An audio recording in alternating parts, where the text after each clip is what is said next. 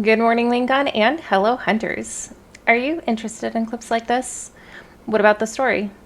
Or are you just interested in talking to people who also love to talk about Love and Deepspace?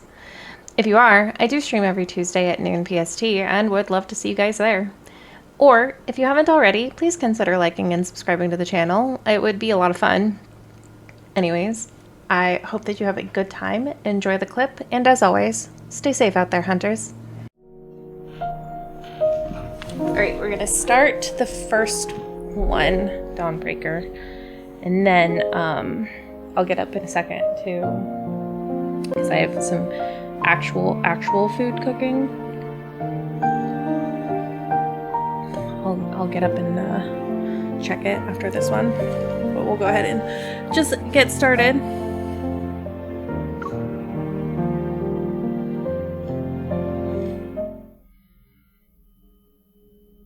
In the early morning, street lamps cast a bright, lonely glow across the snow-covered streets. It makes the city appear deserted.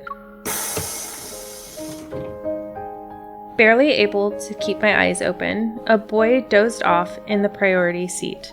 He swayed back and forth during the trip until he finally bumped his head. It was before the bus stopped too. Ow! Oh, it's that guy. Now arriving at Azure Square Station. Please remember to take all personal belongings with you. As soon as he gets off the bus, cold wind mixed with snow hits his face. It washes away his drowsiness. He rubs his eyes. Upon realizing where he is, his gaze instantly lights up. Chpt, wake up! We're here! The journey between the Arctic and Linkon City spans thousands of kilometers. After several transit changes, he finally returned to his starting point. After hurrying to a secluded bench and making sure no one's around, the boy carefully sets down his backpack and gives it an admonished pat. We're back. And you're not allowed to run off this time. Until we find the emissary, we need to stick to our usual plan. Pretend to be a regular dog whenever there are people around. You know, the fluffy kind that humans love to pet. Got it? We'll practice paw shaking later. The boy awaits for a long while, but there's no response from the backpack. Chpt? He's already gone. With a growing sense of dread, he unzips his backpack only to find a hole and a few tangled tufts of white fur. The wind whistles through the gap. Huh? Is it pie?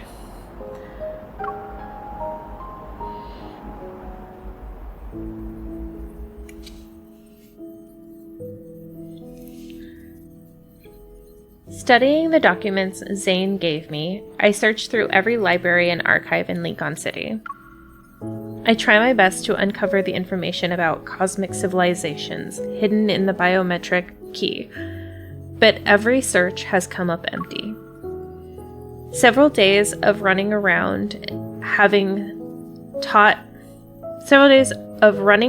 have taught me one thing though. Unlocking the key is secret won't be something I can accomplish overnight. But right now, something else caught my attention.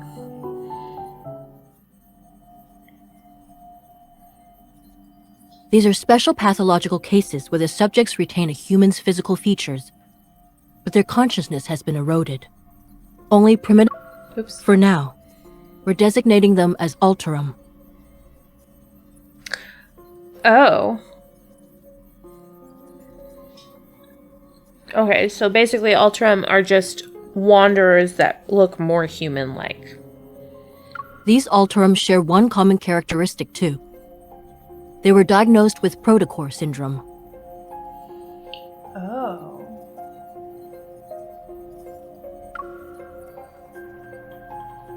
Protocore syndrome. 2 days ago, I received an unexpected message from Zayne at midnight. It was long after we parted ways. I have to go on a business trip. It's not dangerous, but we might not be able to contact each other for a while. Don't worry. P.S. I'm not going to Mount Eternal. These sudden announcements had become the norm. I scrolled through my emojis and sent back a happy snowman with ellipses above his head. That's cute. The words Protocol Syndrome act like a signal. They connect my earlier suspicions to create a clear pattern.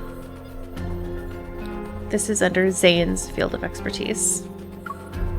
Could his sudden departure be connected to these Ultram? The description of the Ultram reminds me of those so-called specimens I encountered in Skyhaven. With the Ultram appearing in Linkon City, does this mean the Fountain of Eti has entered another phase? But according to these forum posts, a mysterious figure has appeared these past few days. They strike before the police do, and their codename is apparently Dawnbreaker. What? They always manage to deal with the Otterum before the police can arrive. So it's actually Zayne.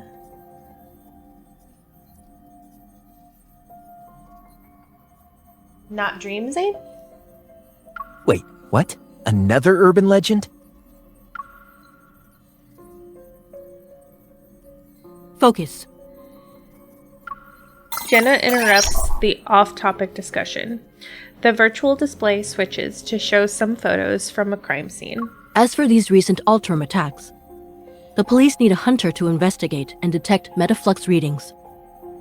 Hi, that's me. That's my specialty. Does anyone want to volunteer? Me. Thinking these clues might help Zayne, I raise my hand without hesitation. I'll go, Captain.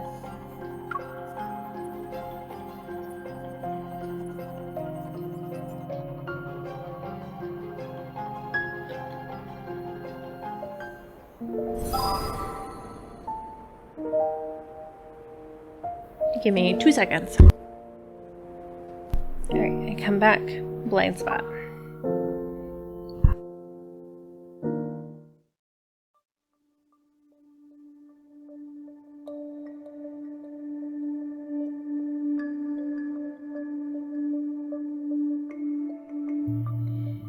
After receiving assistance credentials for my investigation, I head to North Ring Road, that's located in the downtown area.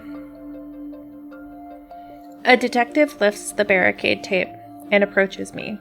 After we shake hands, he leads me to the crime scene. Thanks for coming out when there's all this snow.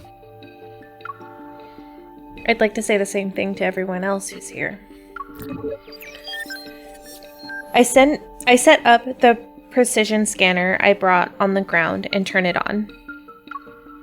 Once the scan is complete, the data will be uploaded to the cloud that the association can access. Then a detailed report will be generated for police use. Perfect. We've received some of the restored surveillance footage, so we can take a look at it. The surveillance equipment was damaged by the cold, though. I'm afraid the video quality won't be great.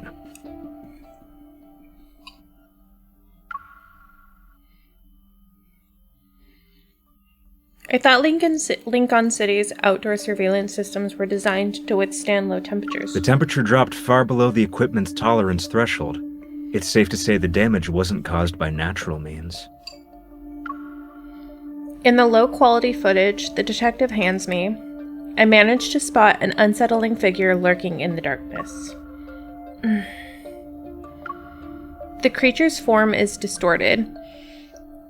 Weapons that look like hook tendrils grow from the body compared to the ones I've encountered before. They seem to have grown significantly stronger. What about Dawnbreaker? Did they catch them on camera? The detective shakes his head. They managed to avoid being captured by the surveillance system. Meticulous and efficient, I'd say. As I approach the damaged guardrails by the road, my hunter's watch immediately starts blaring an alarm. The initial metaflux readings are extremely high. The Ultram is already similar to the Wanderer. So that's it then. We should deal with these Ultram before they completely degenerate into Wanderers. Perhaps this so-called serial killer is actually a hero. The detective gives me a contemplative look. However, from a hunter's perspective, do you see the Ultram as humans? Or are they monsters that need to be destroyed like Wanderers?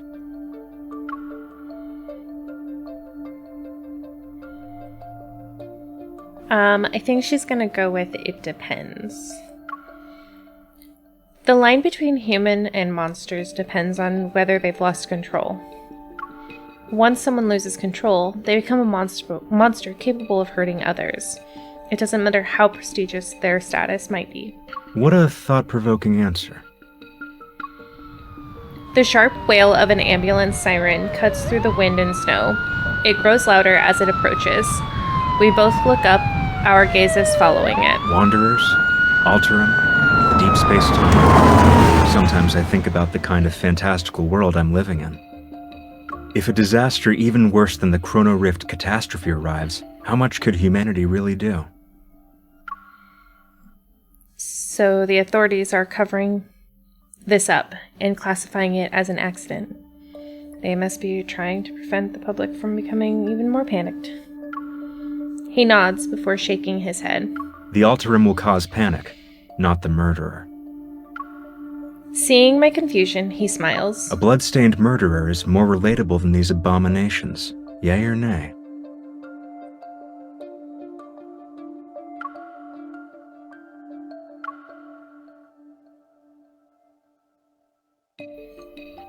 Maybe I'm overthinking it, but something about this detective seems off. In any case, the association will provide the police with the formal energy analysis report. I should get going now.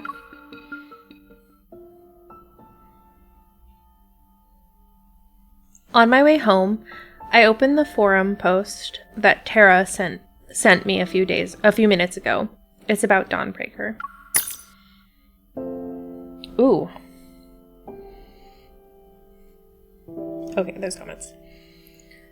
Let's expose the truth about the mysterious killer who only appears in Snowy Dawn's Dawnbreaker. Has anyone else noticed that the Ultram in Linkon City have been slowly disappearing these past few days? That's because a mysterious killer has appeared in Linkon City, the Dawnbreaker.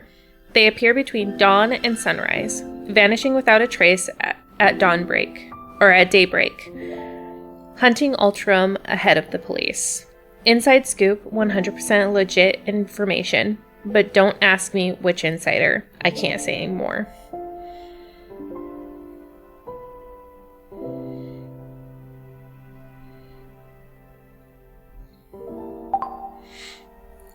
Dawnbreaker.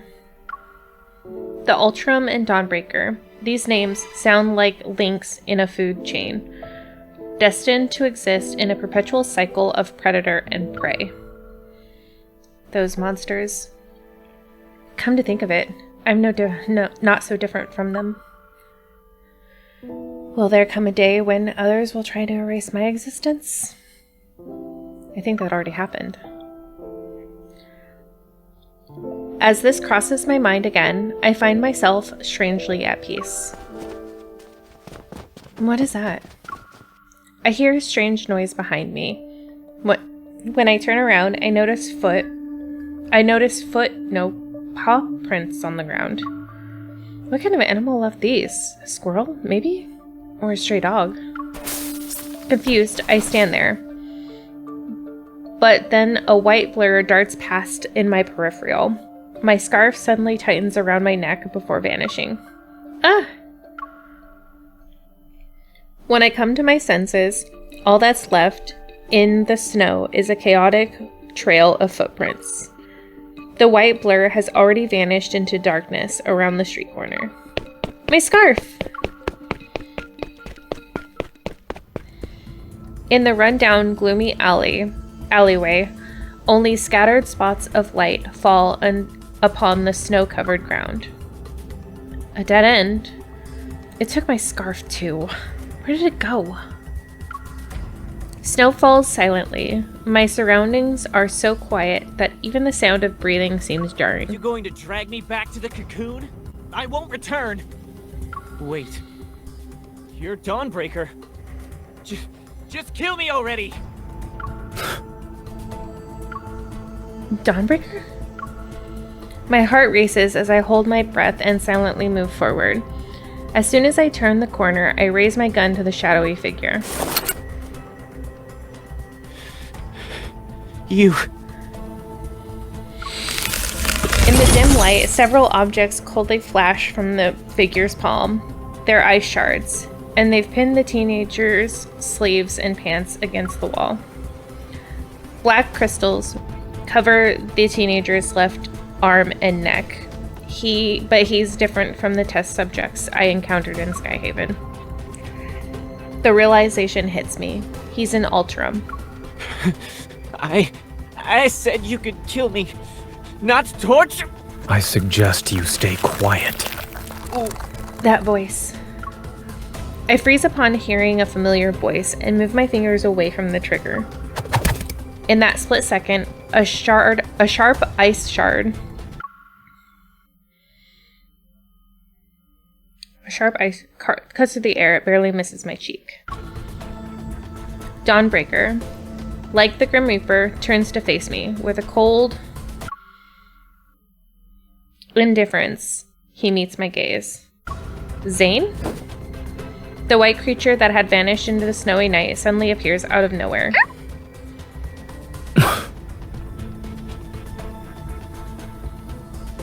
Ooh.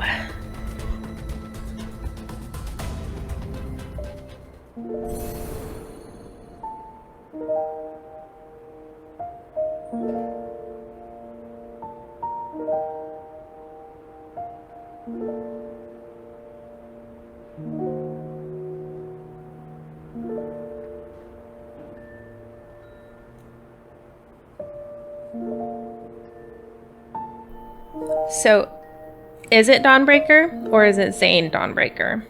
Or is it, like, actual Dawnbreaker, like from the Protofield Dawnbreaker?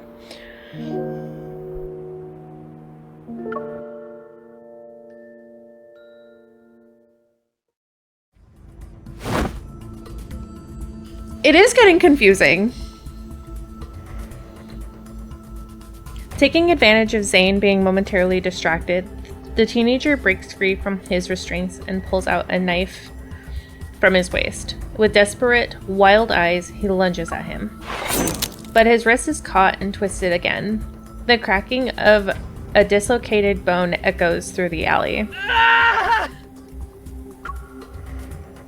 What exactly is this cocoon you speak of? Why do you need to know so much? It could be a split personality because I'm pretty sure that was Zayne in the car originally, but it seemed like now that if I'm kind of going back and thinking about it, maybe he knew this was going to happen, which is why he was leaving. I mean, other than wanting to go do the fountain of... It's not even Reno.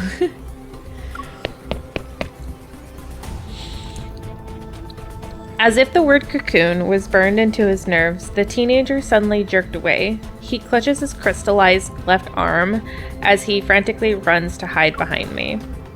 Spotting my gun, he forcefully grabs my hand. If you're not going to kill me, then let me go.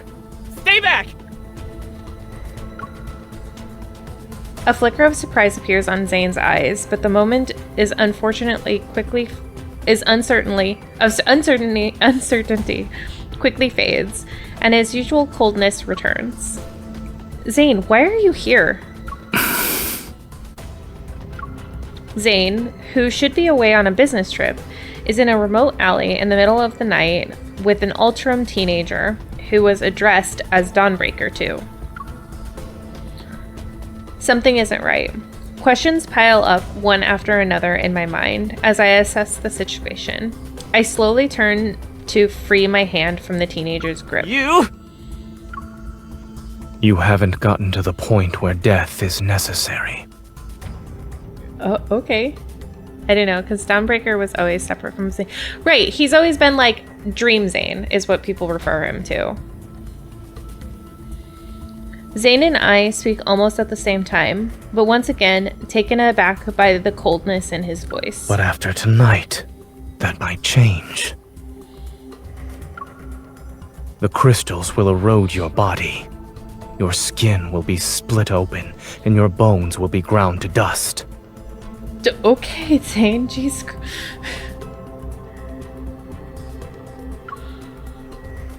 When it reaches your neck, you'll lose your voice.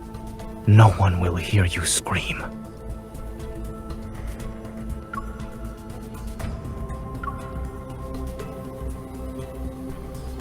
The person I've met before is the same one standing before me, yet this version of Zayne feels like a stranger.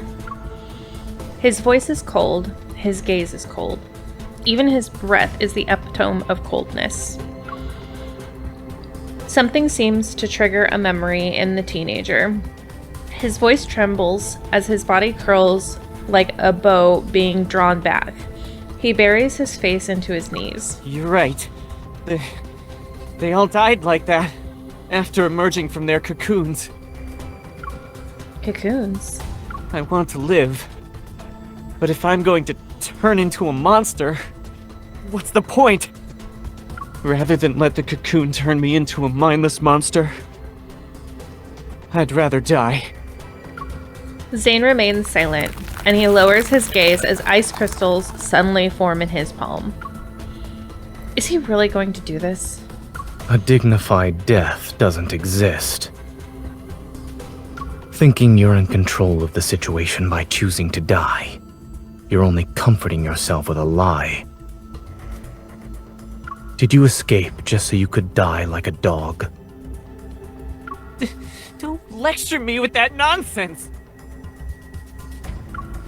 The teenager straightens up and lunges at me again, his hand trembling uncontrollably, yet he grips my gun with all his strength, refusing to let go. You're a hunter! A hunter's gun can kill a monster like me, right? Pull the trigger already! Oh no, she would not do that. You can't be serious. With a flick of my wrist, I toss the hunter firearm away and kick it out of reach. The teenager desperately lunges for the firearm, but Zayne catches him by the waist and pins him against the wall. Stay calm. Focus on breathing. Exhale. Inhale.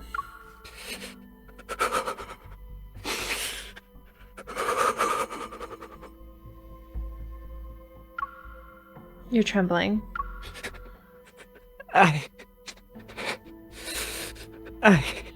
Zayne, that was mean.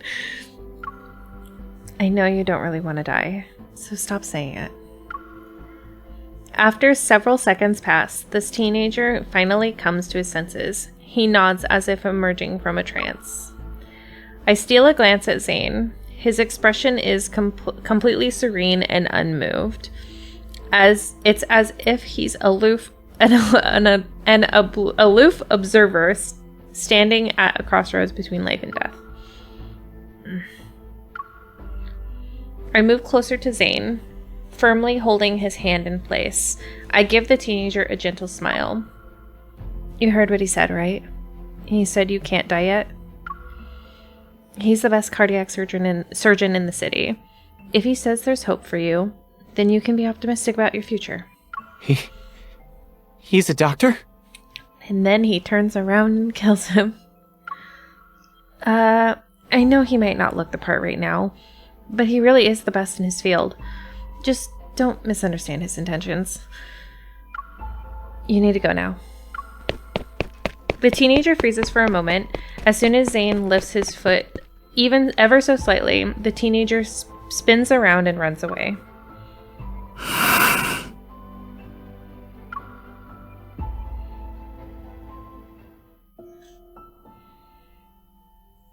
Late into the night, the streets gradually darken.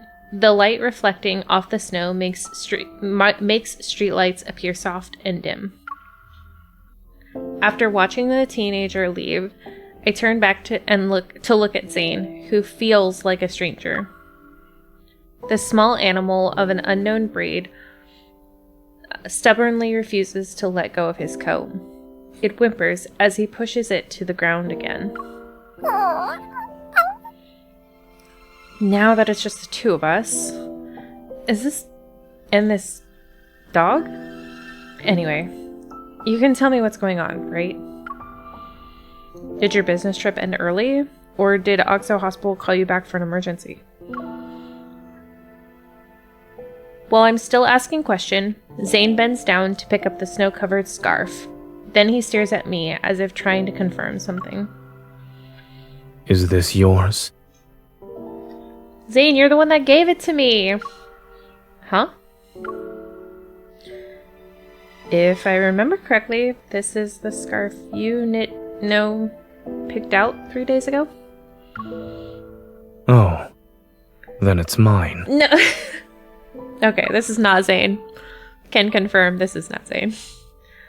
As soon as he says this, Zayne walks right past me. Wait a second.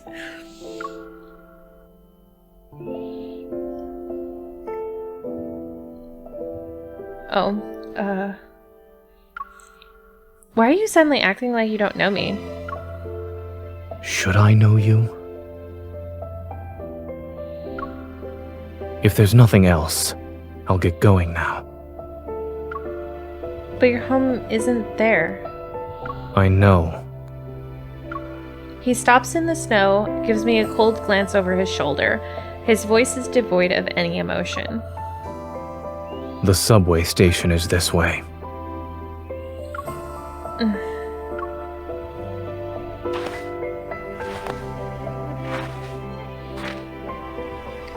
On the empty street, our footsteps crunch in the soft snow. With his tall stature and long legs, Zayne strides quickly and widens the distance between us. I have no idea where he's heading or why he's acting like he's forgotten who I am. All I can do is quicken my pace to catch up with him. Zayne, answer me! I step in front of him to block his path. A mix of frustration and disbelief makes my chest tighten. What's the matter? That's my line. Has your evil gone out of control again? The puppy, whose species I don't recognize, catches up to us. Its gaze flits between him and me. No, I'm perfectly fine. Okay, yeah, that's real convincing.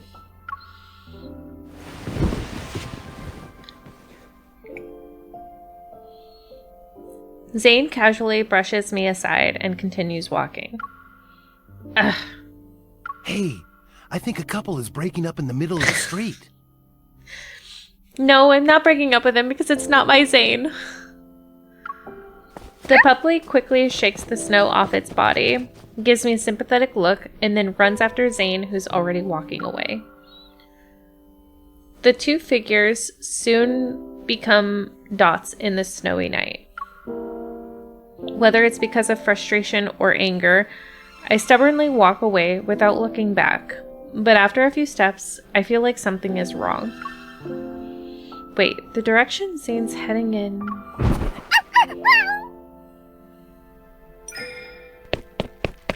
My heart races as I quickly follow the footsteps in the snow. Zayne lies unconscious on the ground, his brows tightly knitted as if darkness is dragging him down into its depths. Zayne? I crouch and shake his shoulders, but he doesn't respond no matter what I do. I can't just leave him like this. I try to help Zayne up. As my fingers brush against his neck, I feel a layer of frost. It's unnaturally black. It's like Forcier. Could this be related to his nightmares again? A heavy sense of foreboding weighs on my mind, but getting him out of here comes first. I struggle to support Zayne's weight, but I drag him along one step at a time. Why is he talking about taking the subway? His path actually leads to my apartment complex.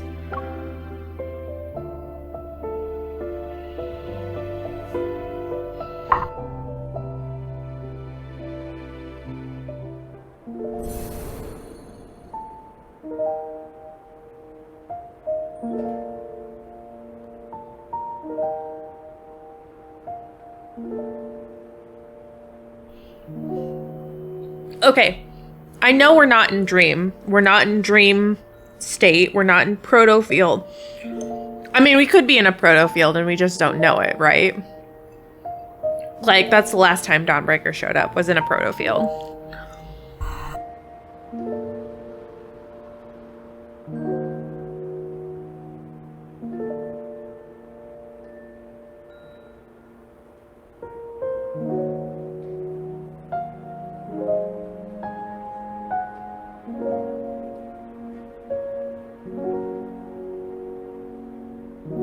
Alright, and finish my food really fast.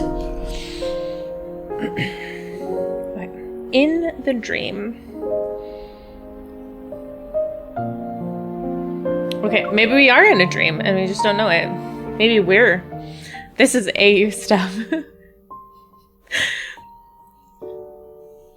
It does feel very AU, doesn't it?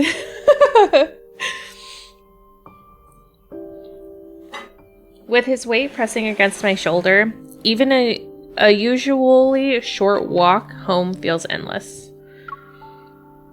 Zayne and I practically collapsed onto the bed together, the snow from our coats scattering on the floor. The little white animal anxiously bounces back and forth on the sofa. I pick it up and gently shake Zayne. Wakey, wakey. His eyes remain closed. A streak of black silently emerges from his sleeve and creeps along his veins until it reaches the back of his hand. The black ice that appeared on his neck has already spread to this area. I need to wake him up from this dream. Maybe he's sleepwalking. Maybe that's what is happening. Protofield thing and Deepspace tunnel is very hazy. It is very hazy, and the protofield thing. Maybe he's... Because they did mention... So I want to go back to, like... They did mention that he was feeling tired, that he hadn't slept the night before, but then he proceeded to drive. And then he crashed, and I can only assume that crashing caused him to go unconscious. So maybe it's like a split personality, but also he's, like, dreaming himself, too.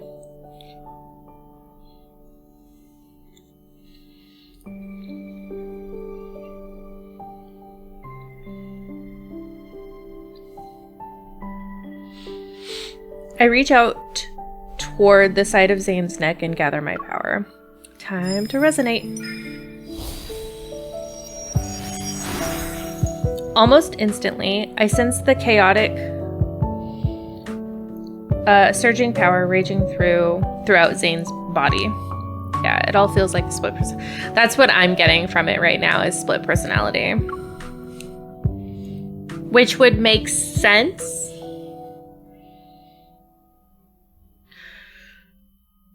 He should, yes. Which is where I'm confused, because I was pretty sure that Dawnbreaker knew her.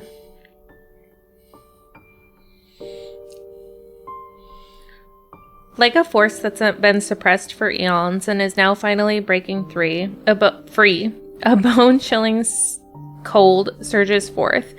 It makes my entire body shudder. The power within his body is unstable. That's why he lost consciousness.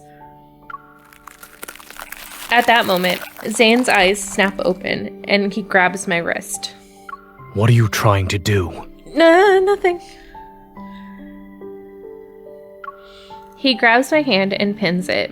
Encased in ice, my wrist is already stuck to the wall once I realize what's happening. I take several deep breaths to compose myself.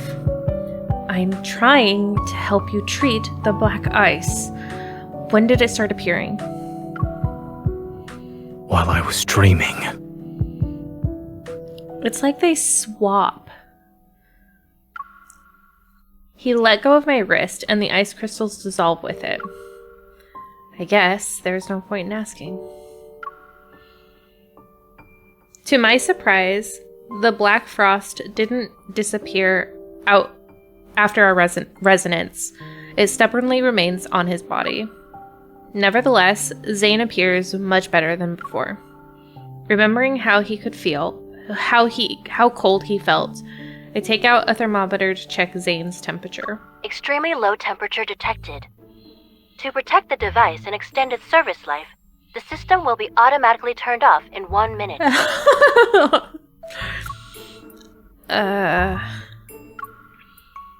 The reason for the extremely low temperature isn't concerned and tries to prop himself up.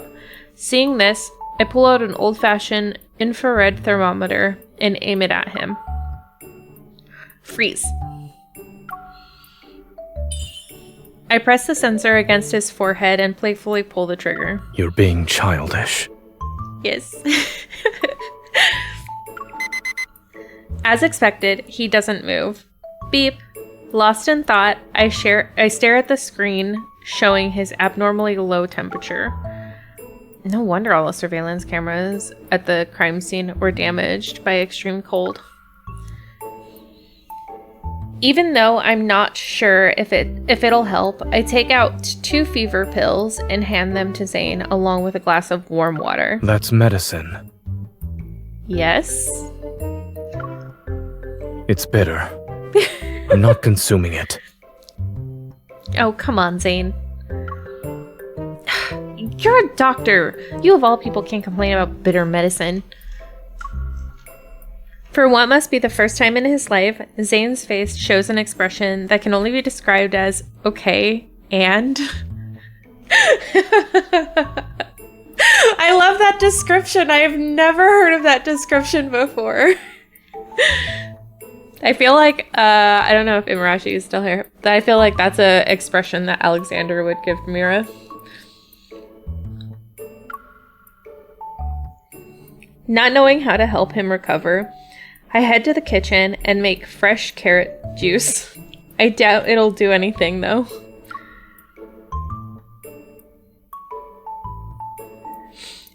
If I make him drink it, then it'll tell me whether or not it's Zayne. Unless they share the hate for carrots, which I would assume that if it's Dream Zayne and it's not real Zayne, if it's Zayne all the same, then I'm gonna make him drink it. Drink this instead. It's your favorite. You know my preferences that well?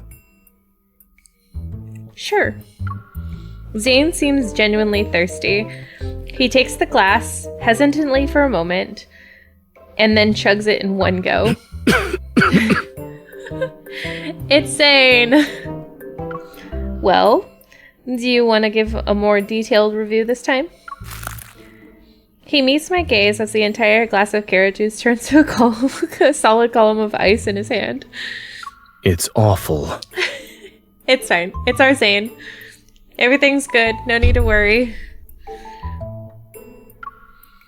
I see your hatred for carrots is written in your DNA.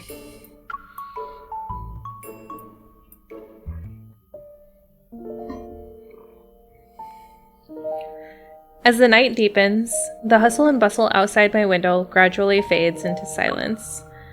I gather every blanket and quilt in the house and stack it on top of Zayne. Then I crank my heater up. I'm not cold. I've already told you this. Take these blankets away. Ooh. I kind of like annoyed Zayne, I'm not gonna lie. I don't have the strength. Then don't move. He purses his lips, only to furrow his brow a moment later. You've been fussing over me for a while now. Is it for a particular reason? You're important to me. Uncertainty flickers in his gaze. I don't know what you're talking about.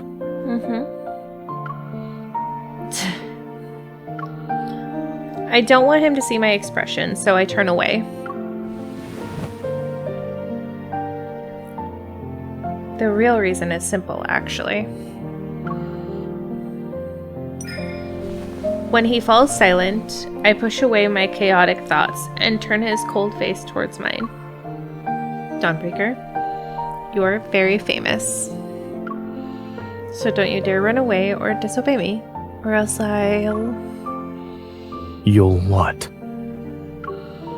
He asks softly. His chin is still tilted up by my hand as his gaze falls to meet mine. I'll make sure you won't live to see another tomorrow's dawn. I yank the blanket up to block his voice and gaze in the darkness.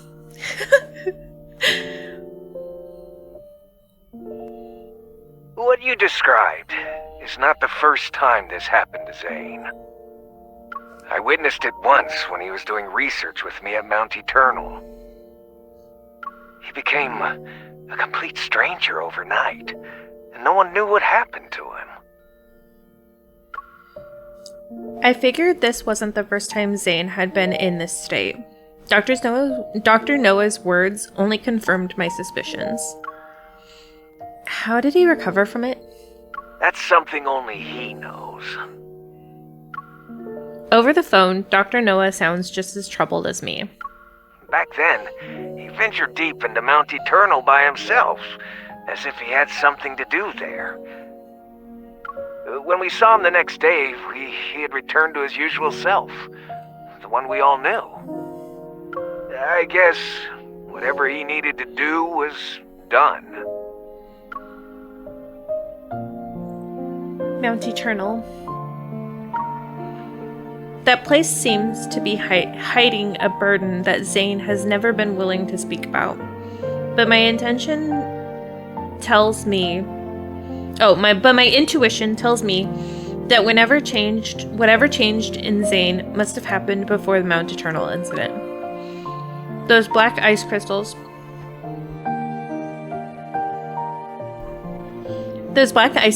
seemingly out of reach, they linger somewhere in the depths of his memories.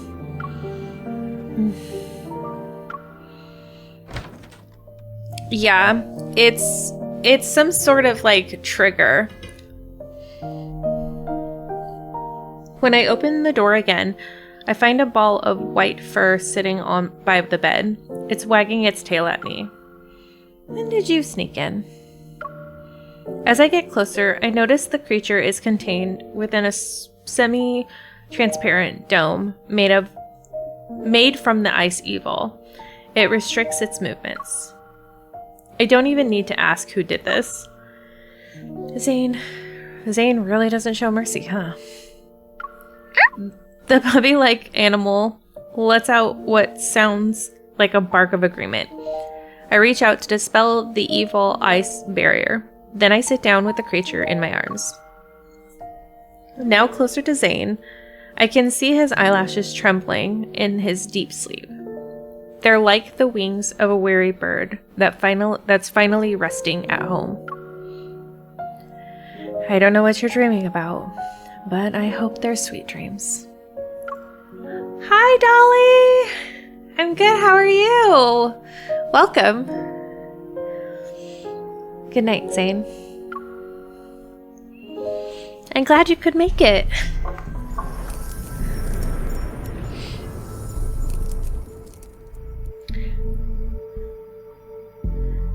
Or there was a swap. Yeah, but I don't know how he would have swapped. In the stillness of the night, only the white creature notices a faint sound. A subtle energy seems to be flowing. The white animal's ears twitch as it looks up at Zayne and the girl's joined hand. Oh, they're holding hands. Okay. The cold, corrosive sensation gradually fades. A warmth surges through Zayne's cold fingertips, like water traveling through a leaf's veins. For this soul that's been trapped in nightmares for so long, the unmelting black ice covering his body finally recedes bit by bit.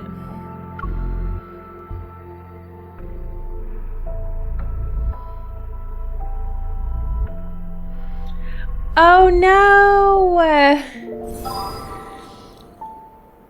That's awful. I had that happen one year during like sweltering 115 degree. Sorry, I should clarify 115 in case you guys are like not from America. Is super hot. It's 115 degrees Fahrenheit. But my AC broke during that time, and it was the worst. And I had my bedroom was upstairs, so I had to figure out how to sleep because it was just awful.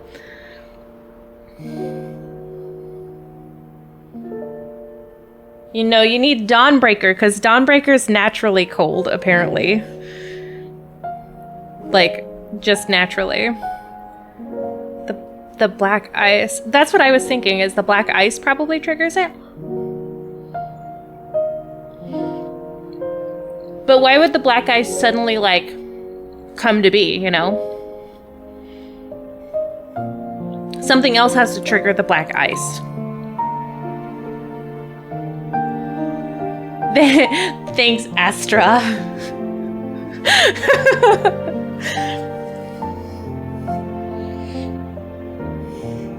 All right. Beyond the snow.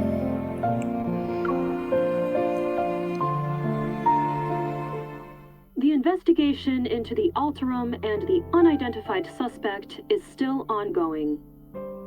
We urge all citizens to remain vigilant, avoid spreading rumors, and exercise caution when traveling alone at night. It's already the next morning when I wake up. Groggy, I prop myself up and press my temples to clear my mind. Beside me, Zayne is still asleep. It's a rare sight at this hour. I lean closer and slowly become aware of his steady breathing. I watch as it slightly stirs the fabric across his chest. Okay, I just have to make a comment. Mira, you did not make him sleep in his coat, did you? Please tell me you took off his coat and his vest at least. Bro can sleep in his button up, but that coat is so freaking heavy.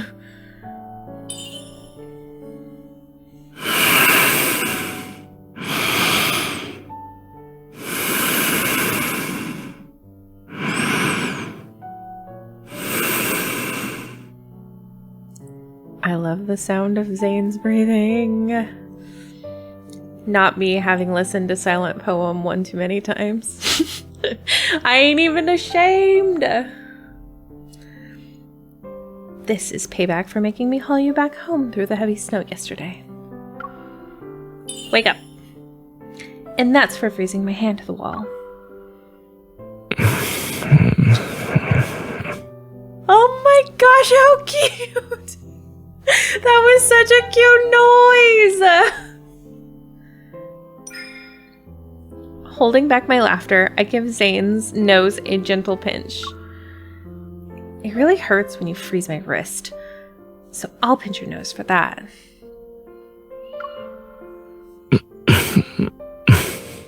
He's so cute. Is messing around with people while they sleep a habit of yours? Yes. I feel his warm breath on the top of my head. My breath hitches as I meet his slightly weary gaze. Zayne?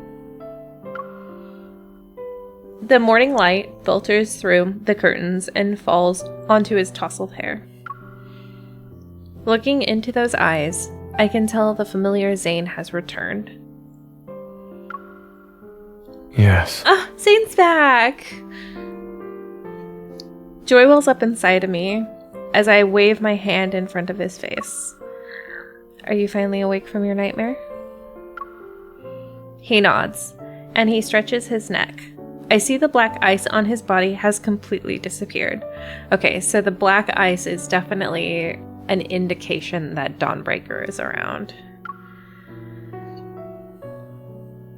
You're actually back to normal.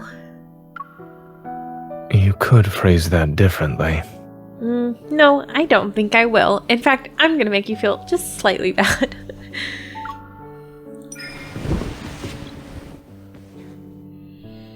Before I can say more, I embrace him. He doesn't pull away and gently wraps his arms around my waist. Congratulations. I'm the first person you saw when you wake up. Yesterday, when I was in that nightmarish state, did I trouble you? You made me feel bad because you couldn't remember who I was. That would have been enough to make me cry. IRL, just saying. You were kind of cute. Maybe a little, but you were kind of cute. Especially when you when I pinned you under the blanket. You could only see This the is like blanket. Spider-Man and Venom How was Ice that Edition. cute? It's true. I have to agree with that. Seeing that cold and willful side of Zayne, even for one night, reminds me of when we barely knew each other. I feel at ease as everything falls into place. A moment passes, and I look into his eyes again. How much do you remember about yesterday?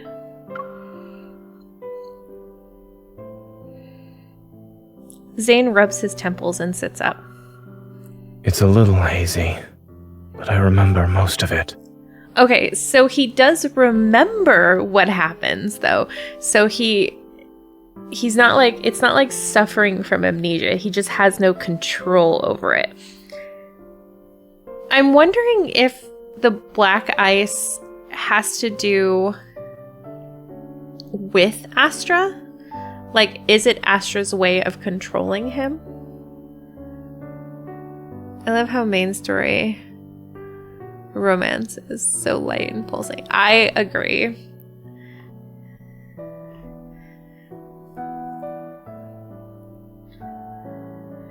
Including how you froze my electronic devices and hand to the wall, and how you even told me not to be nosy. No, I wouldn't say that. He glances away for a moment before his gaze calmly returns to me. I also remember how you stacked blankets on me and did a test with carrot juice.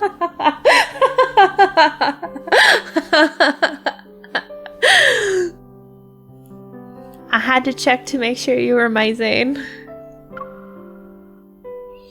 They became more frequent after I returned from Chansha City.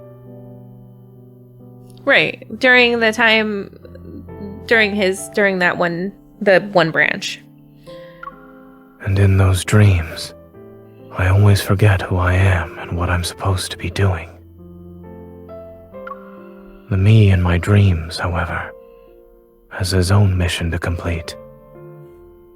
He presses his lips into a thin line and looks at me. The guilt he feels is clear. For some reason, the scene from last night flashes through my mind again. It stirs up emotions I can't quite name. Well, there's no more black ice on your neck and hands. Your palms are warm too.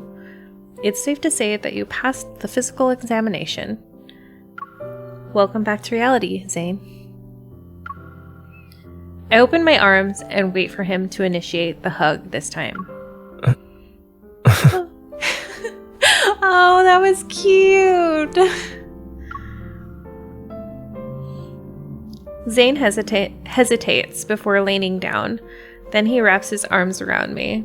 His warm breath brushes against my neck. Good morning. Good morning. He's so sweet. He's a different kind of sweet compared to Sylus. They're both like standoffish and mature like, but Zayne is definitely more husband than Sylus. Although Zayne is, or not Zayne, but although Sylus is my husband. Before taking Zayne home, he accompanies me to the association. I'm going to update them on my progress in the Alterum investigation. Dawnbreaker vanishes overnight. Some people of the forums joked that he had been broken by the dawn. The police investigation has hit a dead end, and the relentless snowfall is still the biggest obstacle for gathering evidence of the crime scene. While waiting for Zayne to finish shopping, I sit in the car and look at today's news. Ever, which announced the Fountain of Atay initiative, has revealed the first phase of the project, the Val Sanatorium. According to several reports, Val Sanatorium is using medical pods called Rebirth Cocoons to treat patients with protocore syndrome. Rebirth Cocoons? My mind quickly latches onto the word. I heard this term yesterday. You're right. They all died like that, after emerging from their cocoons. Rather than let the cocoon turn me into a mindless monster, I'd rather die.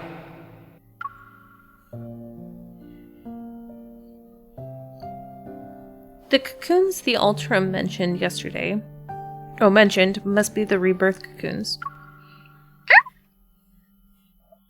Sensing my troubled thoughts, the white creature pushes his fluffy self from the back seat to settle on my lap. Are you trying to comfort me? Thank you. When Zayne woke up, I asked about the animal. He said it belonged to some distant relatives. That's a weird statement to make, Zayne, but okay. As for why he got lost, stole my scarf, and refused to leave Zayne's side, Zayne says he's not sure. So what kind of creature are you? I decide to take out my phone and use the image recognition feature. As the screen refreshes, it shows a majestic by Z, the divine beast of antiquity, knows all beneath heaven and earth. Huh? With trembling hands, I cup his face. My gaze travels from his clear eyes to his tiny horns protruding like fresh sprouts near his ears.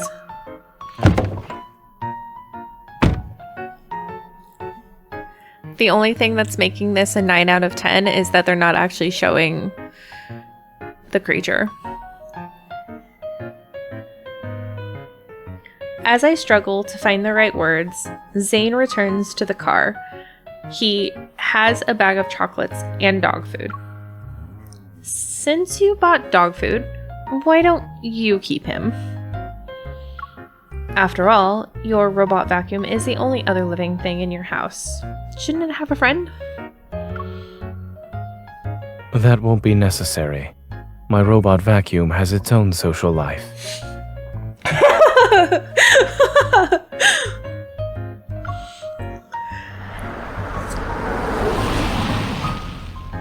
Through the windshield, the warm glow of our headlights cuts through the heavy, snowy gloom.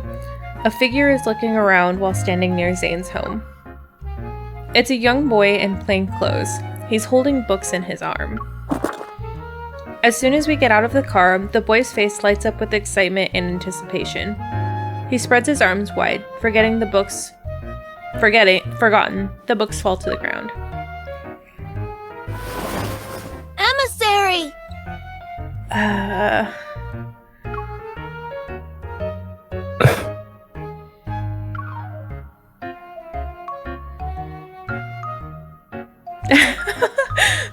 Oh, this is gonna be fantastic. A robot, you say?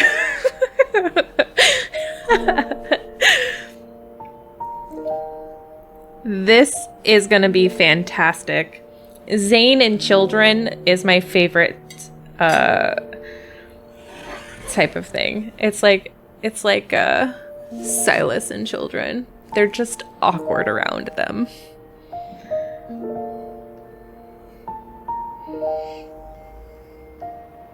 Actually, I think the only person who would be good with children is Xavier, let's be real.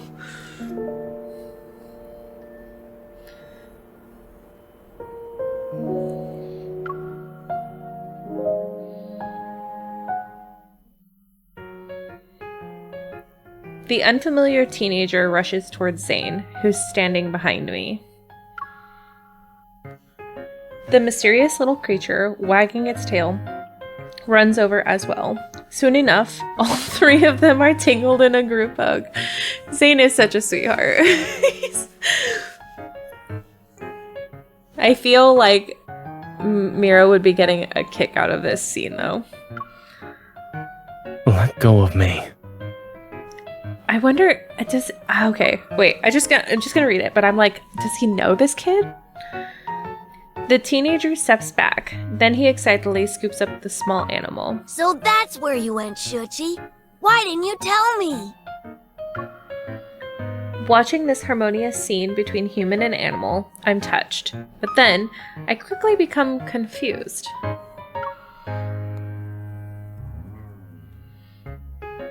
Whose kid is this? Xavier is good until he gets jealous of the kid. That's true. It's always that jealousy I always forget about. Zayne guides the boy behind him. The son of a distant relative. He loves sci-fi movies and cartoons. I suppose his latest hobby is running away from home. Zayne knows this child. And he's the master of that. In before, this is actually Jazz from Foreseer. Oh, I'd love that. That would be so cute.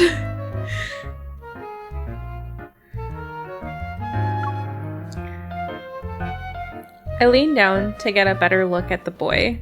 He has delicate features and appears to be around 11 or 12 years old. Do you live in Linkon too? Well, you could say that. I live in the Fractal Library. Because that's not an odd statement to make.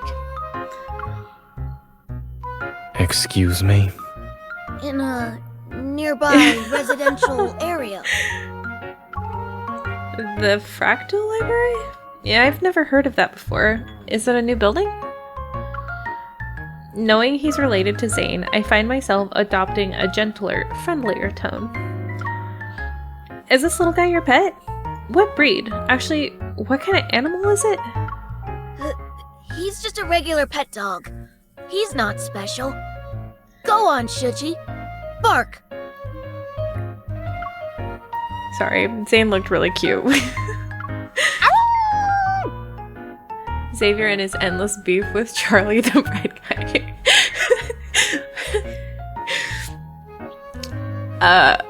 I made a joke in my boyfriend's group of friends. There was something about bread, and I posted the Xavier not bread gif.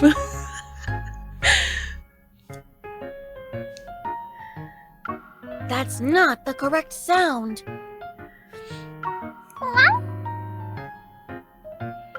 Okay, now shake. The small creature glances at me and then at Zayne. He swallows his pride and places his paw in the boy's palm. Zayne stands by a wall with his arms crossed. When he sees my skeptical look, he looks away.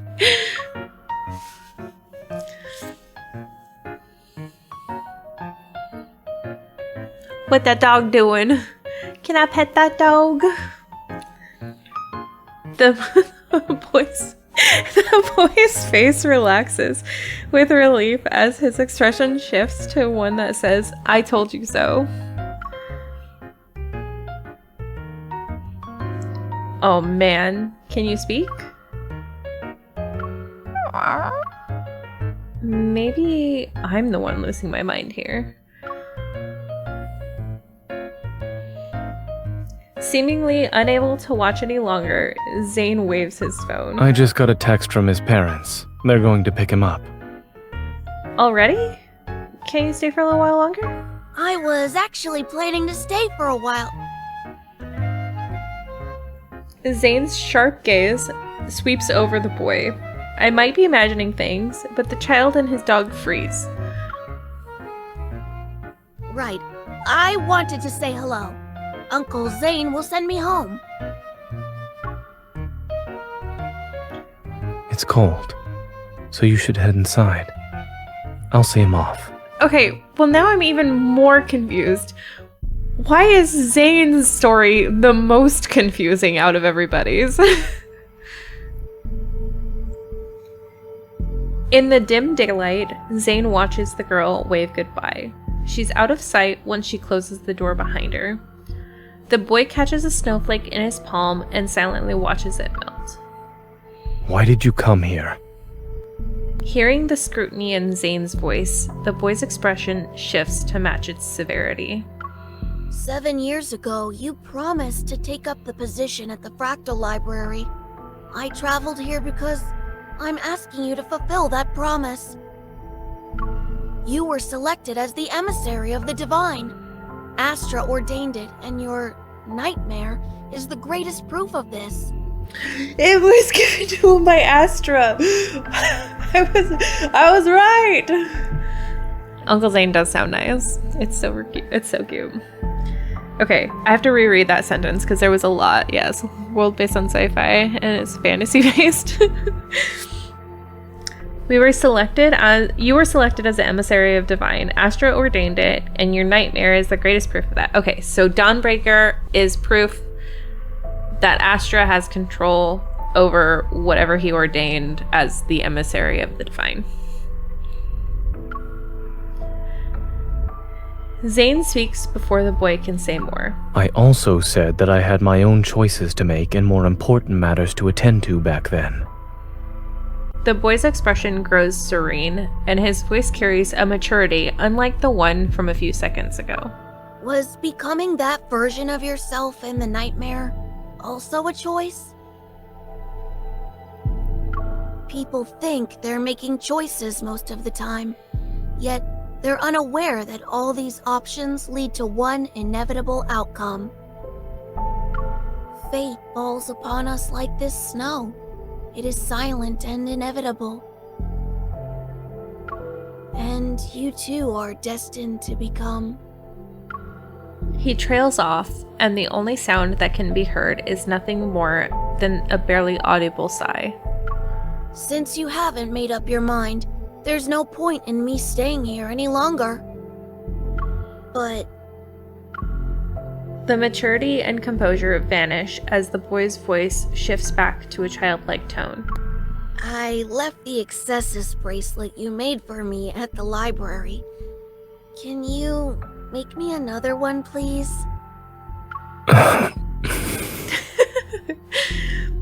After a resigned sigh, an ice bracelet materializes around the boy's wrist. Thank you, emissary. I'll take my leave now. In any case, you're welcome to find me at the Fractal Library in Linkon City. I'll be sure to visit you again as well. The boy slightly raises his hand, and his fingertips touch the air as a geometric shape gradually unfolds. He bows before stepping into the door woven from countless folded dimensions. Okay. The emissary is a liar. I counted every single day for 7 years. Oh, he's a very upsetty spaghetti. As if drawn to his accusations, the wind and snow seem to follow through the vanishing door. They're silent. The only thing I'm thinking is Master of Fate Zayne saying, I might be bound by fate, but I don't believe in it. Yeah, that's a... Well, and most of Zayne's stories go off of him kind of going against his fate. And it always being kind of the same outcome.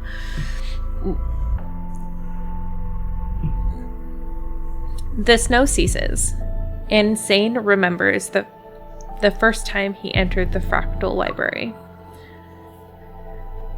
but he doesn't remember all of his... Even though it's called a library, its exterior is remarkably ordinary. It was a building nestled in the quiet corner of Linkon City's silent streets. The young boy begged him again and again, so he pushed open the slightly weathered wooden door.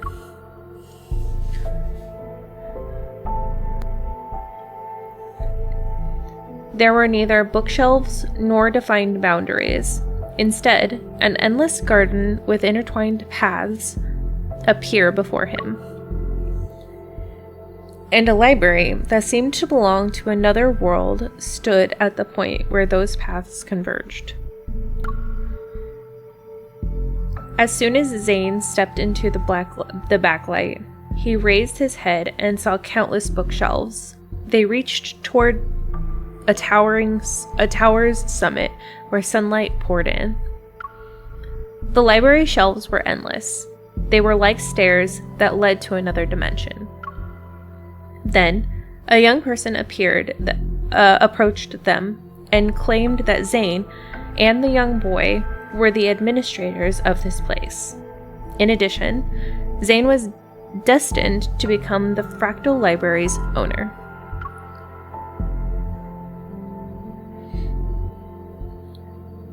The young person told Zayne that the Fractal Library, which stood at the intersection of dimensions, didn't really exist in any galaxy. It didn't belong to any civilization either. And each book in the library contained the fate of the world. Zayne wondered if his own fate was among them. Spoiler alert, it is. Perhaps his nightmares were hidden within the pages of these large volumes from the moment he pushed open the door. On the night he returned home from the library, Zayne had a different dream. In this unfamiliar world, he wore... Oh my gosh. In this unfamiliar world, he wore robes as he walked in a very tall tower. He was leafing through an ancient tome. Between its pages lay a jasmine petal from a spring day, and that spring day belongs to a timeline where he had erased with his own hand and would forever remain unknown to everyone.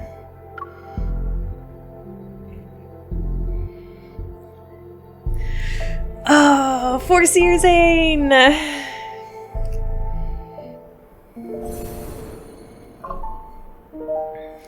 We love Foreseer Zayne.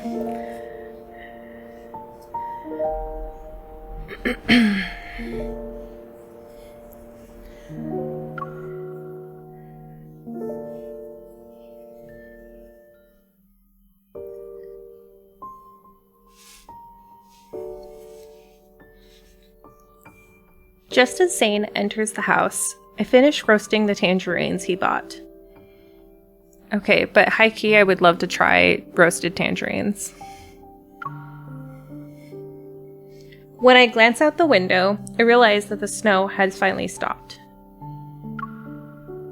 Did your relative leave already? He must have a strict family. Yes. He needs to go home and write his reflection paper. There's a distant quality to Zayne's voice. I sit down beside him and hold out one of the roasted tangerines.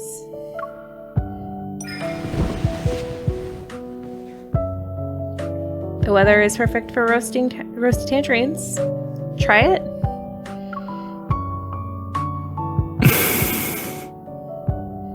He stares at me for a long time before finally eating a piece of the tangerine. You don't want to know what happened during the past few days when I disappeared? If the explanation is going to be filled with medical jargon, then no. As for the rest, Zayne will tell me when he wants to. And if he doesn't want to, that's his choice. He can't help but smile at my deliberate emphasis on these last words. He takes the half-peeled tangerine from my hand. Soon after, a warm orange slice is brought to my lips. I said goodbye 3 days ago because I had accepted Carter's invitation.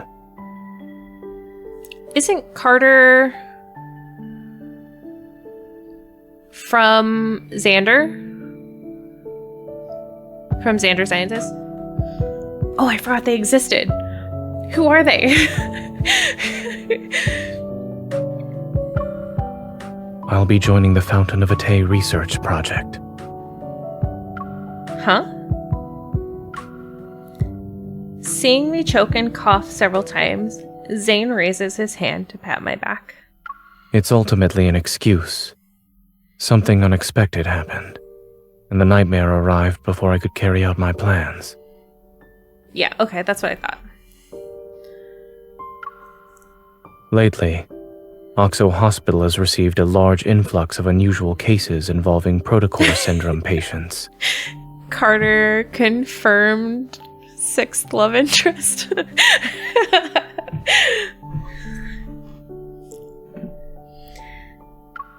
Some died shortly after hospitalization. Others transformed within a month and became... An Ultram. Zayne nods. All these patients had recovered at Val Sanatorium after entering a medical pod called the Rebirth Cocoon. Val Sanatorium. According to the news report this morning, it's the first phase of the Fountain of Atay.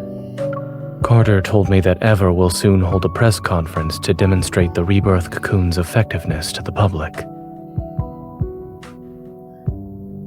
So is Xander Sciences part of Ever? Is that confirmed? Did I miss that pertinent information? Wouldn't that mean more unsuspecting protocore syndrome patients will go to Val Sanatorium?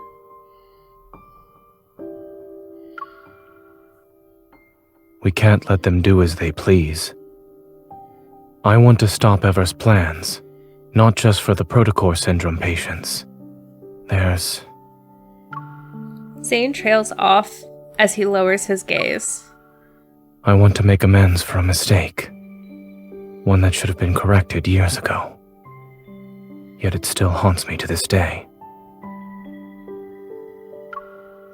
I realize that for Zayne, this carries a greater, more painful significance.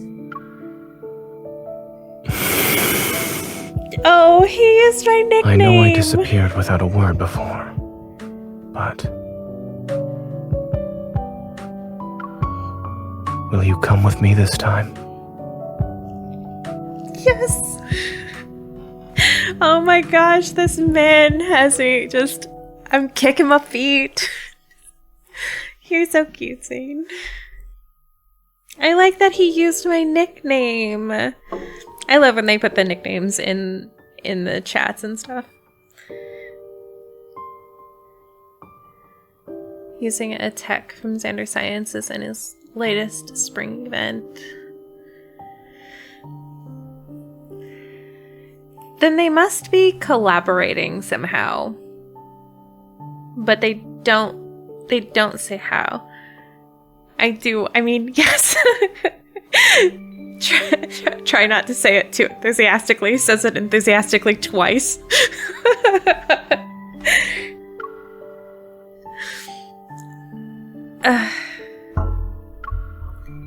Asking me like that isn't fair.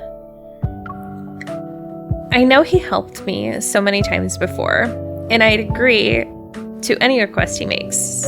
It's just... I still need a reason. Now that he's finally revealing everything to me, I won't let him have his way so easily. What's in it for me? The whereabouts of the Aether Core? Dirt on Ever? Or more leads about the biometric key? A few sweet words aren't enough to make me risk my life with you. Okay, but they kind of are. Please don't say that, Elsie.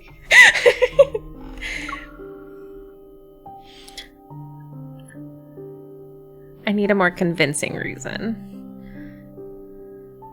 Either would work, but I feel like in this situation, she'd be need more convincing. Do you remember what you told me about the deep space collision chamber at the Gaia Research Center? Yes. They conducted experiments to create me, their precious energy source. Ever plans to restart that project? Oh. The new program they're showcasing at the Sanatorium might be related to it. Isn't that a very convincing invitation? Dazed, I see something flicker out the corner of my eye. A fluffy white tail. The only valid reason is that we get to hang out with Zayne. Duh! Zayne and I turn around at the same time. Shishi. I think I'm saying that right. Aren't you supposed to be with your owner? Crouched near the robot vacuum, Shishi whimpers. Those clear, innocent, round eyes look at me first, and then at Zayne. You're staying here to watch the house. Ooh.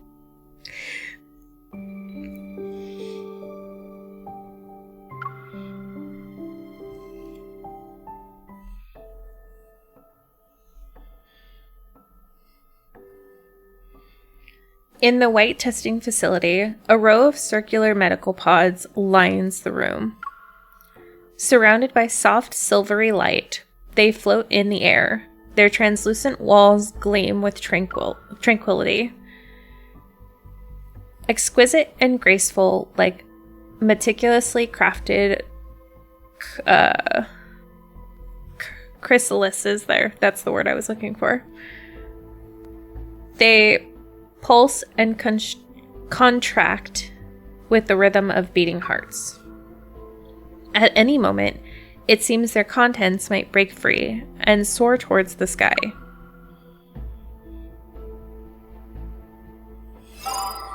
Whoop. Oh. Oh, I guess I have to use medic. Arctic medic.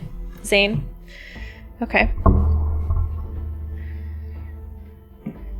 Let's go ahead and swap to our horizontal mode.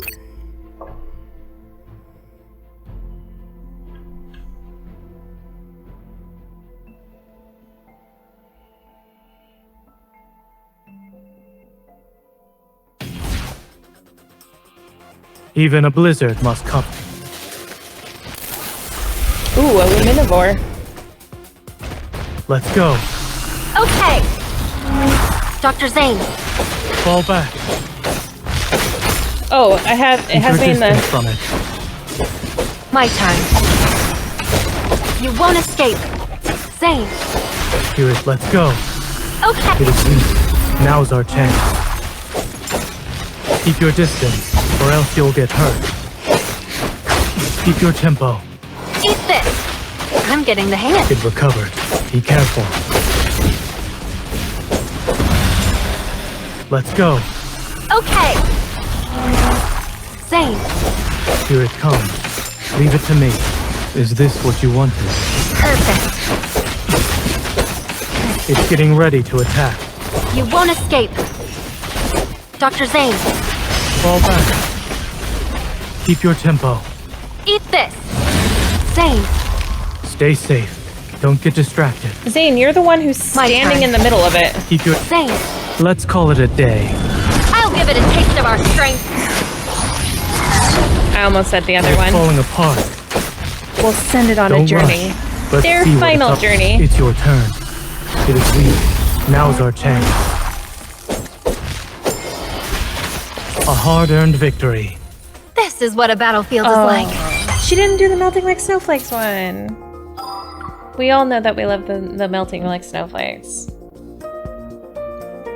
Melting like snowflakes.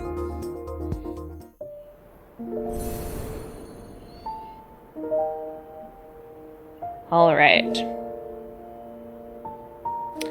I know that word. White sepulture. That's the name of a fight in Final Fantasy XIV.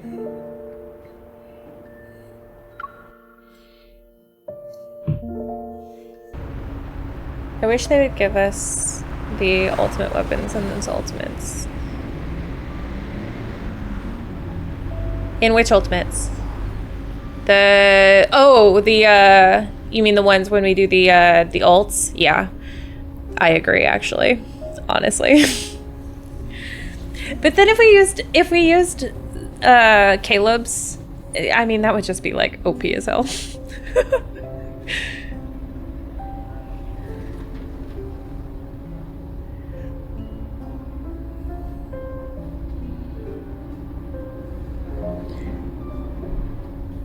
After driving west on the highway for 2 hours, patches of green vegetation finally appear amidst the desolate landscape.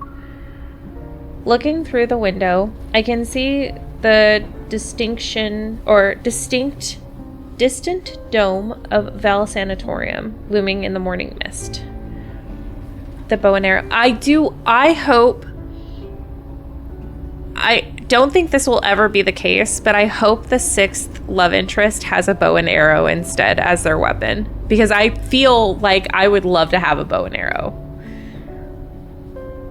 I have them because it was there in the beta. Oh yeah, the new myths are coming out soon too. I would see Raphael's having a bow and arrow. I could see that.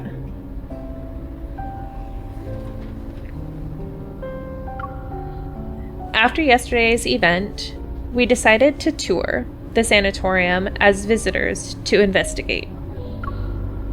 The Fountain of Atia, the Rebirth Cocoon, the press conference, none of these can be tackled in a single move. However, we can assess the situation first before planning our next move. Ooh, excuse me. Are we almost there? I feed the last cookie. That's cute. I feed the last cookie to Zayne as he drives. He nods and takes a moment to gather his thoughts before speaking. There are things I need to tell you. The technology used in the Rebirth Cocoon is from a research project Carter and I worked on when we were in medical school. Back then, I began researching the application of protocores in implantable devices under Dr. Noah's guidance. It was also something I was interested in personally. At first, the research progressed smoothly. Yet when we started doing experiments... We need to stop researching this. What? Young Zayne's voice. I was not expecting that. The protocore energy has completely corroded the heart. Our experiment failed. Oh, 100%. MC and Zayne are 100% the married couple. But the heart started beating again. It just grew some black crystals, that's all. Oh, black crystals? Did you know? The lab mouse we performed a protocore implant surgery on transformed into a wanderer and devoured its fellow test subjects. Oh, so they knew about this for a while. Zayne, our experiment wasn't a failure. We succeeded! I think your definition of succeeding is very different from mine. We've discovered humanity's next evolutionary form! We definitely need to visit that barbecue place near the campus tonight to celebrate.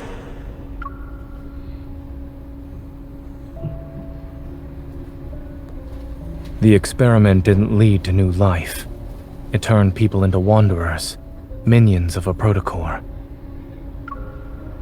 It was a Pandora's box that should have remained sealed. He said the thing in the trailer. I destroyed all the related research data that day. I hope to keep this truth buried forever. Oh, so Zayne was so determined not to have it come out that he actually destroyed the research.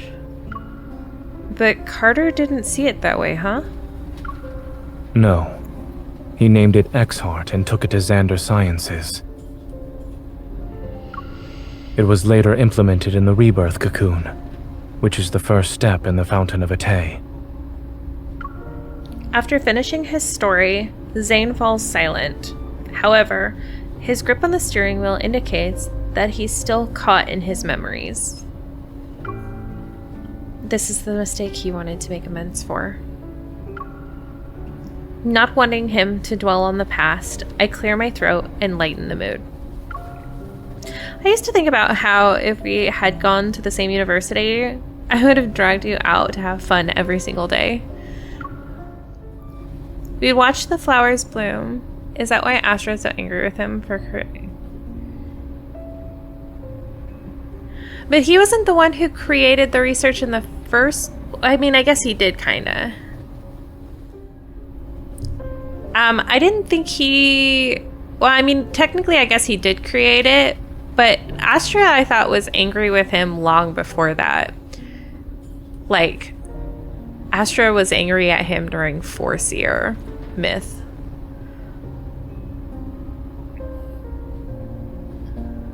Does it want to leave?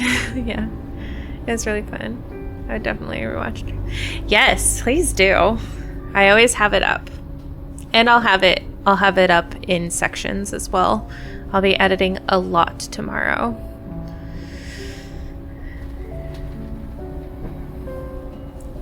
We'd watch the flowers bloom in spring, enjoy the summer rain, collect autumn leaves, have snowball fights in the winter.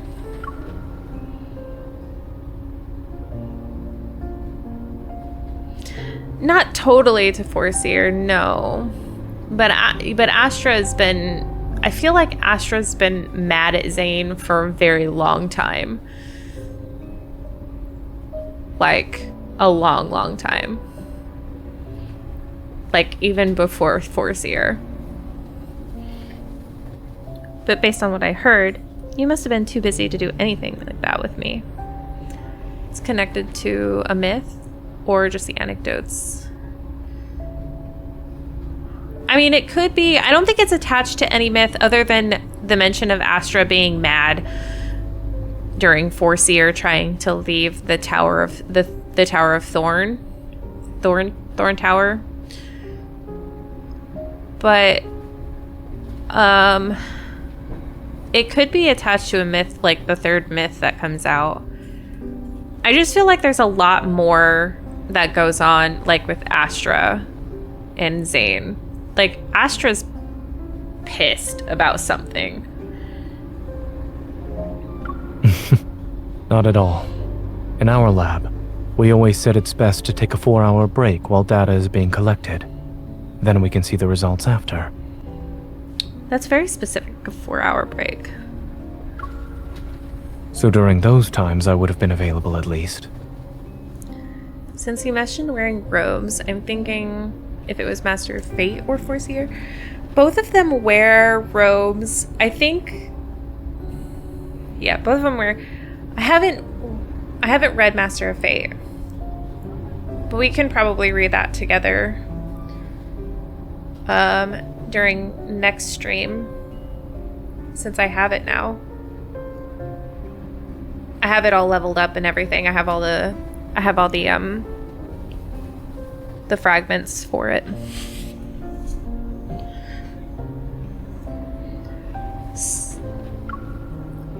Come on. I was joking. Were you, Zayne?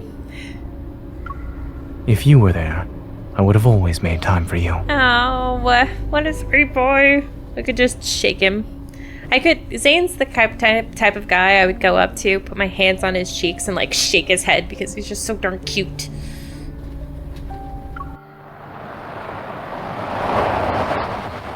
The car turns into a newly paved road, passes a sign that reads Val Sanatorium, and comes to a stop in the parking lot. I'm not familiar with the sanatorium's interior layout. If you encounter any danger during this visit, remember not to go in alone. Don't worry, I'm a professional. While I speak, I catch a glimpse of White approaching us.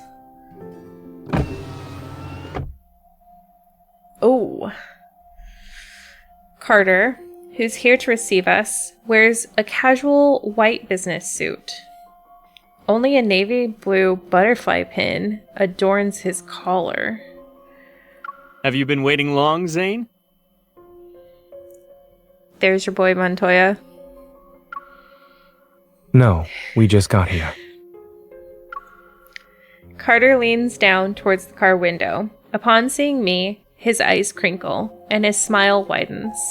When Zayne called about needing 2 visitor passes, I had a feeling you'd be accompanying him. I compose myself, smile politely, and step out of the car, but just as I'm about to speak... Let's skip the pleasantries and head inside. Ooh, okay, Zayne.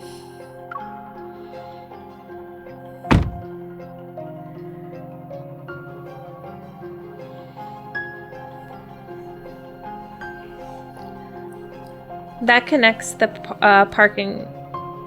Oh, here we go. Following Carter, we enter the long corridor that connects the parking lot to the sanatorium's lobby. My gaze falls on the emblem at the entrance. Oh, ever. Okay. Under the curved shape are the following letters. Eternity vanquishes evolution restraint group. Okay, hang on, I have to reread those words again. Eternity vanquishes evolution restraint group. That is a very interesting combination of words.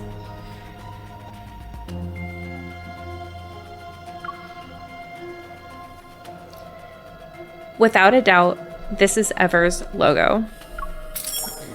Carter activates the scanner, and a white light immediately sweeps over Zayne and me. A cheerful electronic female voice speaks. Visitor identification verified. Zayne. Mira. I am Telomere, the AI management system of Val Sanatorium. Welcome to our facility. We hope you have a good day here at the Sanatorium. Restraint? Is that what it said? Was I wrong? Hang on. Yeah, restraint.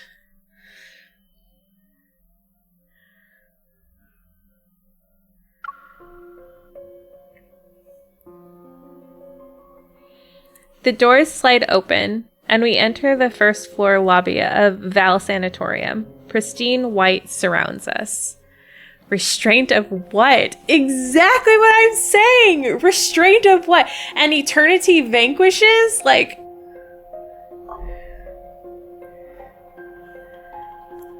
Sanatorium. Same one from AC. Oh.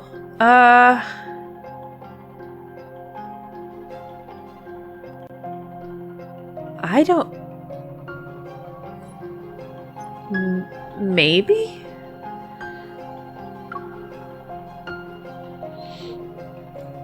The ceiling is unadorned, its white surfaces seamlessly integrated with the recessed lighting system along the edges. Beneath our feet, a gentle light bathes the white marble flooring and illuminates every corner of the lobby. Nah, probably not.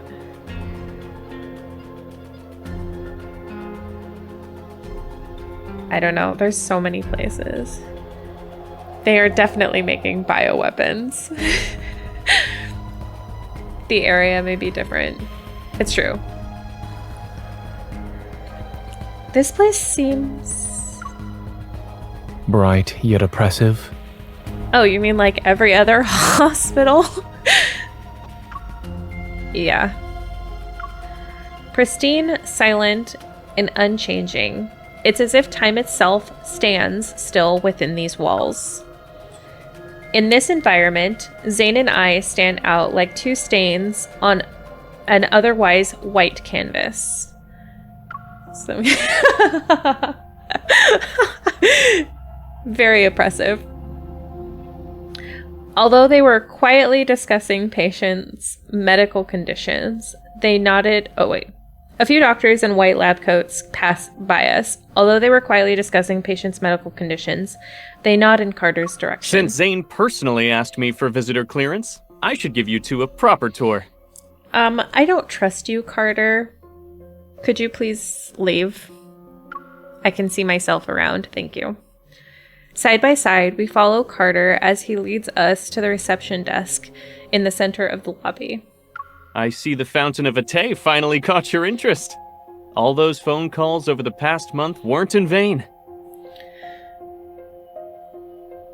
When you first meet Carter, does he mention this? Because I remember that he does talk to... He talks to either MC or Zayne. Is he just like inviting him to come be part of a project, or does he mention the Fountain of Vitae specifically? I don't remember.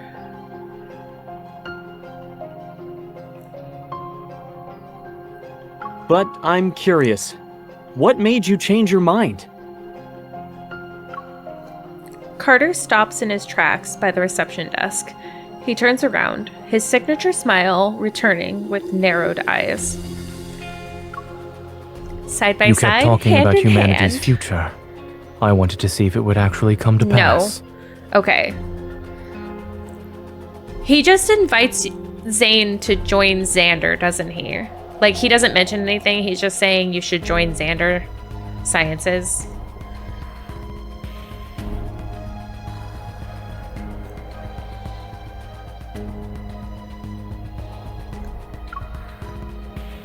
Besides, nobody knows Exhard better than me. Fountain of Vitae, as far as I remember, is never mentioned until Caleb's main story. Okay. Okay, yeah, so then he must have just been telling Zayne to join him, which now we know it's because he knows that Zayne can do the research. Okay. It was related to the case in Chansha. Yeah. Okay. Oh, the proto-core syndrome in Chansha. That's right. Okay. I'm caught up now. Okay, I remember. Carter's eye twitches. After a long silence, he suddenly erupts into a fit of laughter and shatters the hobby's tranquility. Good. You've convinced me. Everyone deserves a second chance at redemption. Remember, Zayne, I gave you this chance. Nobody asked you, Carter. Gross. And what about you, Miss Hunter? I didn't ask for your approval, Carter. When I receive this question, I deliver my carefully prepared response. Since Zayne is joining the research project, I wanted to see what it was all about. He was sick for this utter nonsense. I agree. He ain't about that life. Carter tilts his head. His gaze flits between Zayne and me before settling on Zayne. The amusement in his eyes is obvious. I see. Even the strongest relationships need a solid foundation. I'll make sure you get a good position here. He turns around and shakes the brochure stand next to him. The neatly arranged brochures scatter in disarray, and he pulls out 2 copies with a smile. He gives them to us. He's like, we're so good. God damn it, Carter. That's what makes him the best, is that he's evil and he's good looking. The only downside to this place is that it's too by the book. I'm sorry, is that like a moment of slippage? But I guess that doesn't really affect you, Zayne.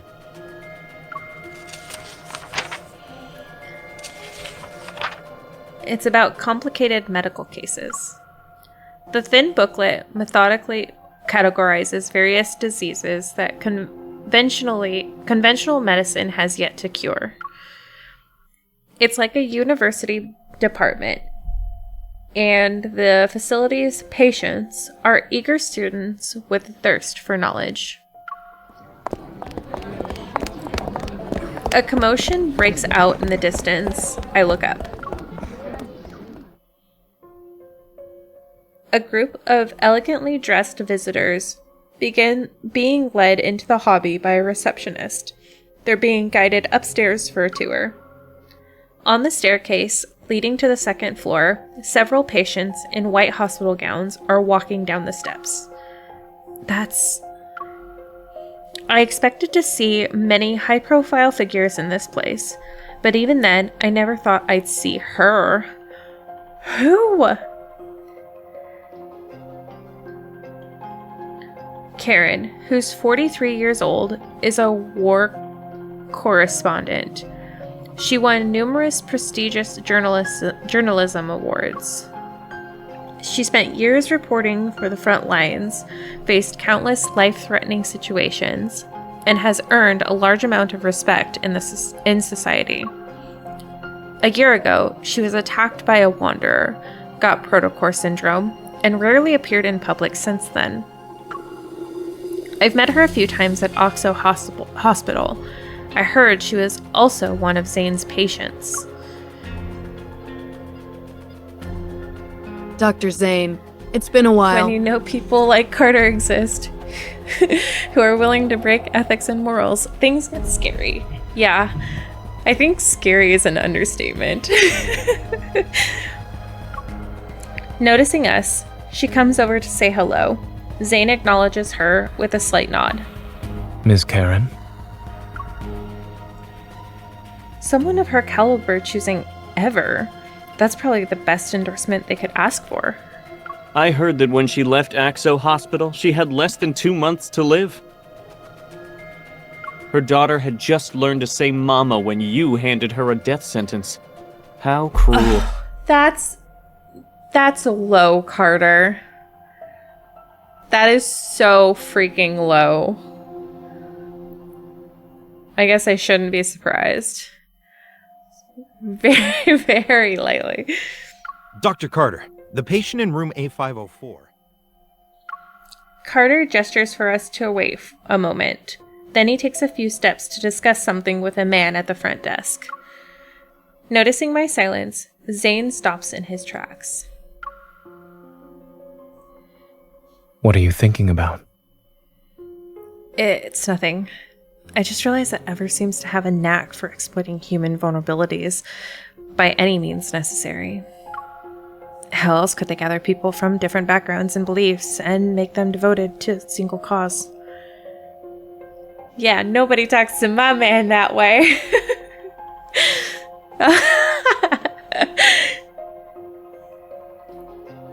Listen, he needs to not take low blows to my boy Zayne.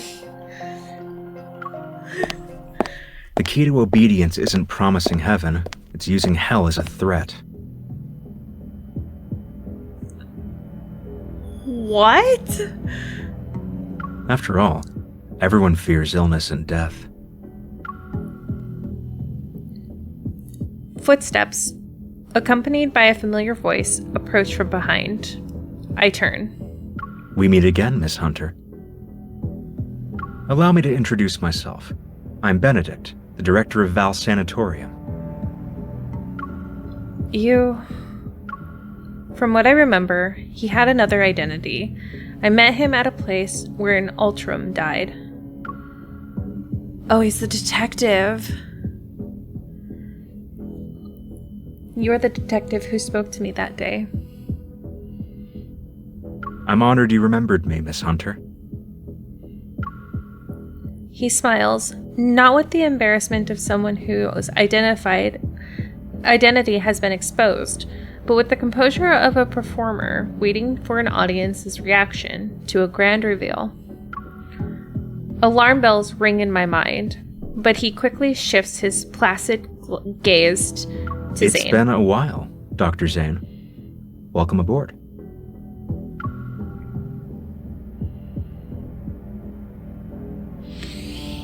Oh my gosh!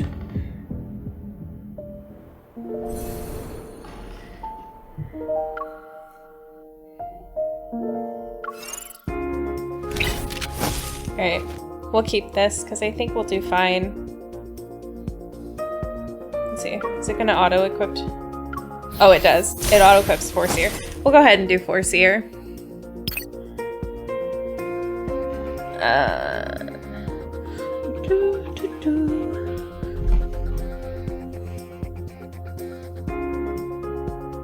Alright, let's kick some Wanderer butt.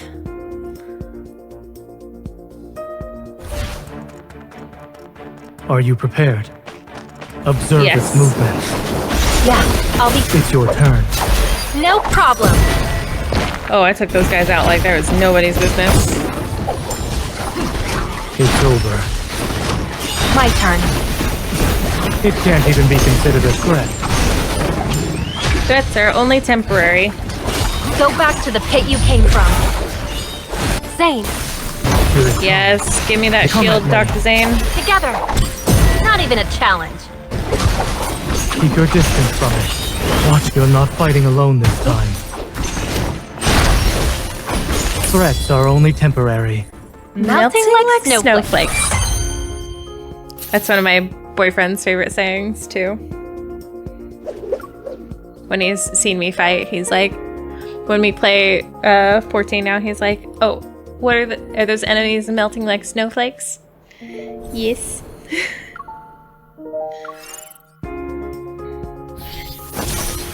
We'll go ahead and do Dawnbreaker also.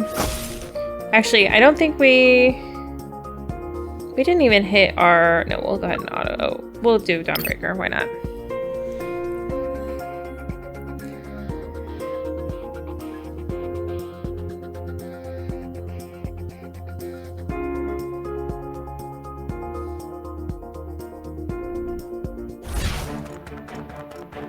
This might be a long night. It's your turn. No problem. Make sure to dodge the attack. Victory is within reach.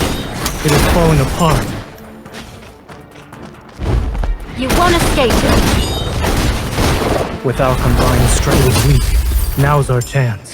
You aren't so bad yourself. Keep your distance. I missed or that else guy you'll get barely. hurt. Zayne, Here it comes. Leave it to me. Is this what you wanted? perfect. Keep your distance. With our combined strength, it is weak. Now's our chance. We finished it in one attempt. And it wasn't messy. It is. It is, isn't it? It's one of his favorite lines. It's the melting like snowflakes one. He really likes Zayne. I showed him that I got Master Fate last night. And he goes, oh, he looks really cool. And I was like, I know, isn't he cute? And he goes, no, he's handsome and he's such a good boy. I was like, okay, okay, I know you love Zayne a lot, but...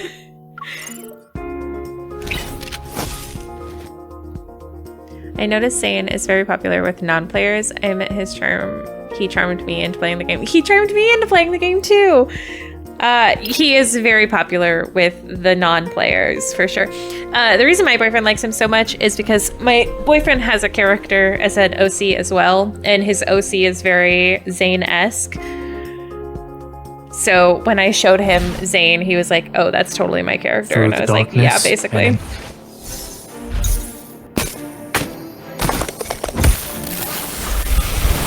This is danger. It's your turn. No problem. Zayne, Here it comes. Leave it to me. Is this what you wanted? perfect. Victory is within reach. Watch out. Ow. I'm okay. Let's take it down first. Come closer. Struggling is futile.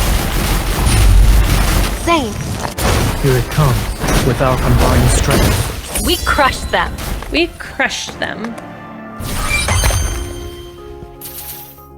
Yes, give me those diamonds. The more diamonds I have, the better. For whatever is coming next.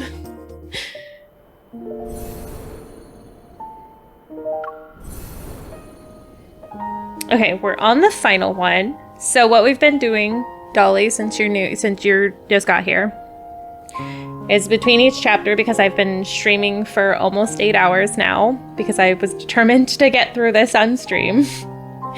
So in between every